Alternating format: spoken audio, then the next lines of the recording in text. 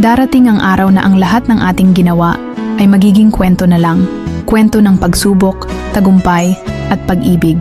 Kaya ngayon, huwag kang susuko. Gumawa ka ng mabuti kahit sa maliliit na paraan. Maging masaya sa bawat sandali dahil ang buhay ay regalo na dapat pahalagahan. Huwag matakot sa hamon dahil ito ang magpapalakas sa'yo. Ang kwento mo ay isang inspirasyon na patuloy na nagbibigay pag-asa sa iba. Kaya ipagpatuloy mo ang laban ng may tapang at puso.